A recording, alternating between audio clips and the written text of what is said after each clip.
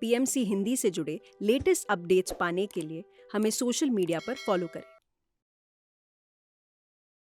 मेरी मॉम जो 10 मिनट नहीं बैठ सकती थी, आज उनकी 75 के करीब उनकी एज है, तो वो 10 मिनट नहीं बैठ सकती थी, उसकी जगह में वो आज आधा घंटा, डेढ़ घंटा, 2 घंटा भी वो बैठ लेती है। उनको कई तकलीफ़ें थी, अच्छी हो गई। मेरे फ़ादर को भी बहुत तकलीफ़ थी, वो भी उनको बहुत अच्छा हो गया।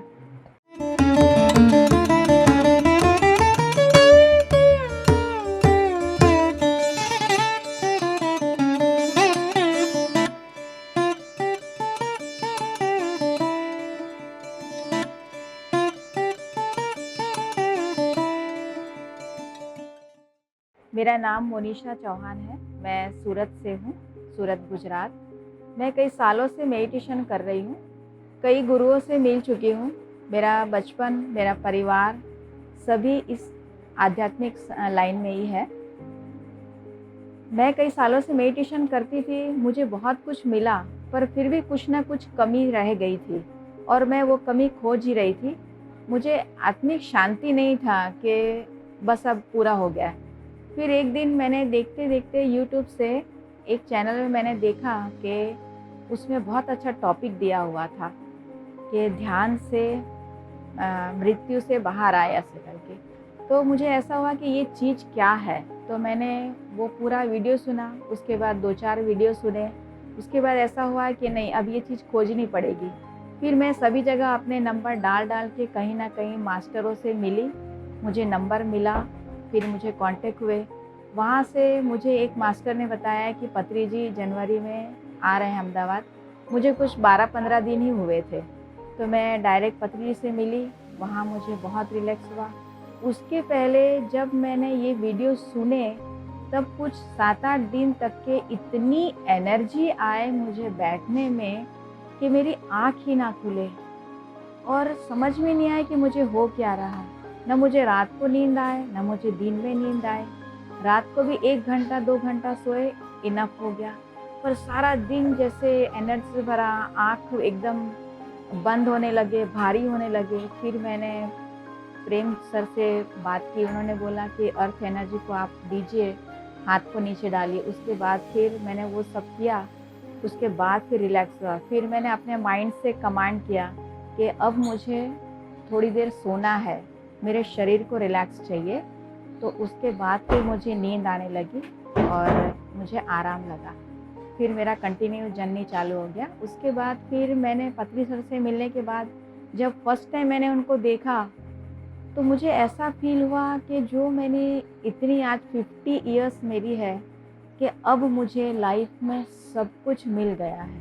मतलब जितने गुरु से मैंने पहले मिलते हुए आई हूँ, सारे गुरुज़ मतलब मेरे जो कार्मिक होंगे, उसको सब जैसे क्लीन करते आए हैं।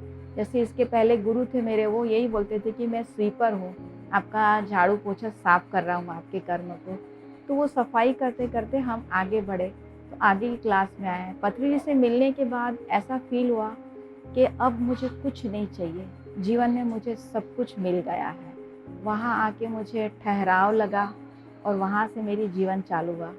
फिर मैंने मेरे पेरेंट्स को बात किया, मेरे पापा को, मेरी मम्मी को, सिस्टर्स को, सभी धीरे-धीरे करने लगे।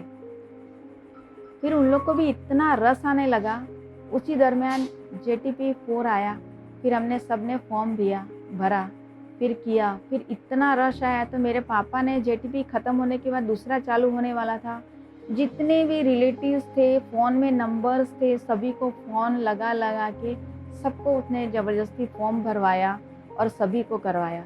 मेरी मॉम जो 10 मिनट नहीं बैठ सकती थी, आज उनकी 75 के करीब उनकी एज है, तो वो 10 मिनट नहीं बैठ सकती थी, उसकी जगह में वो आज आधा घंटा, डेढ़ घंटा, 2 घंटा भी वो बैठ लेती है। उनको कई तकलीफ़ें थी, अच्छी हो गई। मेरे फ़ादर को भी बहुत तकलीफ़ थी, वो भी उनको बहुत अच्छा हो गया। धीरे-धीरे मेरी सिस्टर ने किया, उनको साइटिका की तकलीफ़ थी, वो तकलीफ़ अच्छी हो गई। फाइनेंस भी धीरे-धीरे सबका अच्छा होने लगा। मेरा ब्रदर था, उसको भी थोड़ा अच्छा लगता था, नहीं लगता था, पर वो भी बहुत अच्छा। सारे पूरे परिवार लोग इसमें आ गए, इतने सारे रिलेटिव्स भी आ गए। हमारी मेरी मौसी थी, वो भी नहीं करती थी, उनको उसकी फैमिली में प्रॉब्लम था, वो प्रॉब्लम सॉर्ट आउट हो गया। फिर दूसरी मौसी थी, नहीं करना है, नहीं करना, नहीं करना। अब वो करने लगी है, इतना करने लगी है कि उसकी कोई सीमा नहीं है। उससे उनके बच्चे भी सुधर गए, उनके पति का, मौसा जी का तबीयत सही नहीं रहती थी तो वो भी सही होने लगी। इवन उनके काम धंधे में अच्छा लगने लगा। उनके बेटे ने कहीं से बाहर से मशीन मंगाई थी, वो मशीन चल नहीं रही थी। तो मेरी मौसी ने मशीन के साथ कनेक्ट किया अपने आप को, और उससे कनेक्ट होने के बाद उसके स्पेयर पार्ट्स नहीं मिल रहे थे।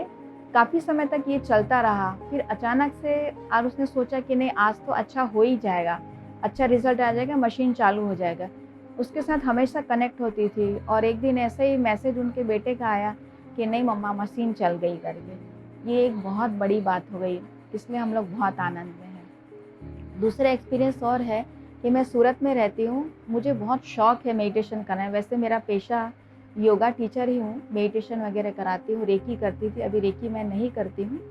और फिर हम जिला अधिकारी के पास गए कि हमको कुछ मालूम पड़ा है कि 12 साल से 18 साल के बच्चे लोग चोरी हैं, मर्डर केस के, रेप केस में सब उनका अलग से जुवेनाइली जेल बोला जाता है। तो वहाँ यदि हम बच्चों को सिखाएं तो वो ज़्यादा अच्छे होंगे। जो अग्रेसिव रहते हैं, बहुत गुस्सा करते हैं, तो उनका गुस्सा कम हो सकता है किसी इतने सारे बच्चों में से किसी एक का जीवन भी सुधर जाए।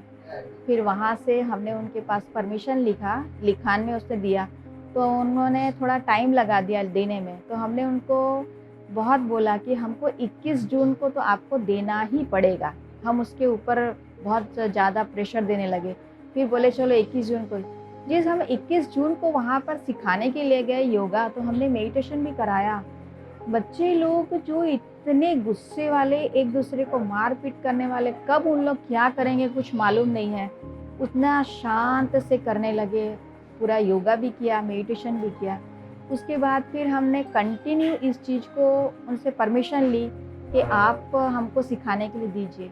जैसे जैसे हम उनको कराने लगे, वैसे वैसे वो बच्चे इतने शांत होने लगे कि वहाँ के जो लोग थे, उनको जो देख रेख करते थे, वो भी हमको हाथ जोड़ने लगे कि मैडम प्लीज़ आप रोज़ आइए, क्योंकि इनको ना हमको डांटना पड़ता है, ना मारना पड़ता है, ना कुछ बोलना पड़ रहा है। बहुत आसानी से, शांत से यहाँ रह रहे हैं ऐसे। फिर फॉरगिवनेस उनके पास कराया, उनके पेरेंट्स के पास, कि तुम जो काम कर रहे हो वो कैसा है, अच्छा है या नहीं है, तुम्हारे पेरेंट्स को आज कितना नीचा देखने पड़ रहा है। तो मेडिटेशन के दरमियान जब हम बोल के उसको करा रहे थे फॉरगिव, तो बच्चों की आँख में से इतने आंसू गिरने लगे ना, जो हम सोच नहीं सकते थे। बच्चे ऐसा सोच रहे थे कि हम लोग से कब वो हग कर ले, पर वहाँ वो परमिशन नहीं है, इसलिए हमने वो नहीं किया। बट आज भी वहाँ के लोग, हम बाहर निकलते हैं तो उसके जो भी देख रेख करने वाले गाइडेड हैं, वहाँ उन लोग हमको हाथ जोड़ते रहते कि मैम प्लीज़ आप बंद मत करिएगा, आप कंटिन्यू आइए ऐसे करके। तो ये एक्सपीरियंस मेरा बहुत अच्छा रहा। दूसरे छोटे छोटे बच्चे को भी हम लोग सिखाते हैं तो उनका रिज़ल्ट भी बहुत अच्छा है। एक छोटी 2 साल की लड़की है, वो आँख बंद नहीं कर पाती, तो उसके आँख में हम पट्टी लगा देते हैं। जैसे ही पट्टी लगाते, 3 साल की लड़की है, 3 मिनट में ही वो एकदम से ढल जाती है, इतना ज़्यादा इफ़ेक्टिव हो जाता है उसको। अभी नेक्स्ट है, हम लोग जो किन्नर मासी लोग बोलते हैं, हिजड़े हैं, वो उनके साथ बात चल रहा है। उनके साथ हमने उनको बताया कि आप ऐसे मेडिटेशन करिए तो आपको बहुत अच्छा रहेगा, आपके कर्म में भी फ़र्क पड़ेगा। दूसरा है कि आपको रिलैक्स हो जाएगा। आप सब जगह मांगते हैं और फिर आप हॉस्पिटल में सारे पैसे देने पड़ते, क्योंकि उन लोग को बहुत सारे तकलीफ़ हैं, टेंशन की वजह से इतने सारे रोग हैं, तो वो सब निकल जाएंगे। तो उनको थोड़ी संतुष्टि हुई है, पर अभी स्टार्ट नहीं किया है, बट वो प्रोग्राम में है कि हमको नेक्स्ट ये प्रोग्राम करना है। फिर है वहाँ पे शेल्टर होम बोला जाता है सूरत में। तो शेल्टर होम में हमेशा मजदूर वर्ग, मीडियम भी है जिसको तकलीफ़ है, वो वहाँ रहते हैं और मांग के खाते हैं ऐसा। तो वहाँ भी हम लोगों ने लगभग ये वीक से चालू करने के लिए है। तो उन लोग मांगे नहीं और अच्छे से कुछ काम करें, चोरी चपाटी ना करें और रिलैक्स हो जाए। और रात को जो उन लोग को दारू पीने की आदत है और थोड़ा धमाल वगैरह करते हैं, वो भी उनका शांत हो जाएगा। ये 2 प्रोग्राम हमारा है जो हम अभी ये मंथ में चालू करने वाले हैं। धन्यवाद master. Thank you, thank you, thank you. PMC Hindi बदले जीवन।